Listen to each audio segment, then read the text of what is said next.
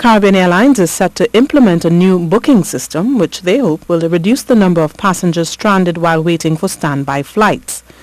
The board of the airline was asked to detail the company's operations during a joint select committee this morning, and the difficulty of obtaining flights to Tobago became a matter of discussion. My understanding is that the equipment is not necessarily the issue. The issue really is the question of the bookings, the booking system that is in place, which is allowing people to book flights, don't turn up whenever they wish, get into the standby. And I think that my understanding is that it is not an equipment issue, it's a booking issue. The vice chairman explained that they have looked into a modern booking system which will make the airline more aware of seat availability. And that booking system seems to have the capacity to resolve this issue, but it has not been implemented to its full extent. And we are looking at that very closely in order to implement that to prevent the abuse in terms of the booking. And I think that that is a major issue. The Communication Workers Union wants to know why government went about announcing the decision to dissolve the Tourism Development Company without having consultation with the relevant stakeholders, especially the union representing the workers. As a result of this, some 112 workers are unsure if they will be employed in the near future. CWU President General Joseph Remy said the union was disrespected by the government as it took the decision without consultation.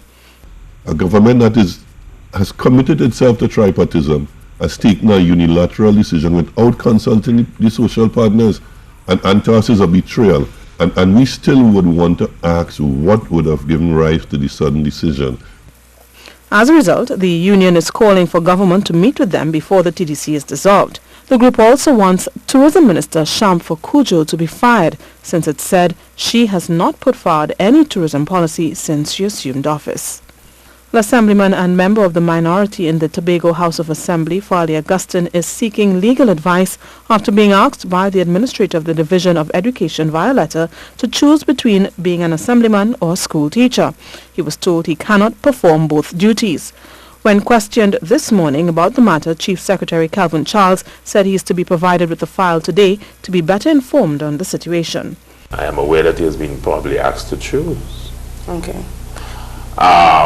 But as I said, I shall be looking at that matter and seeing where it is. But the point needs to be made that the administration, and in this case the public service, has a responsibility to do what it has to do under the law. So we'll see where the action goes and how it will be resolved at the end of the day, because it is an issue. Now, prior to winning his seat in the January 23rd THA elections, Mr. Augustine taught at Speyside High School, and he said he still teaches and was paid for the month of January, but has not been paid for February just yet. Mr. Augustine has been a contract teacher under the Division of Education for 7 years. And that was your CNews Update. I'm Stacey Ann Providence. Good afternoon.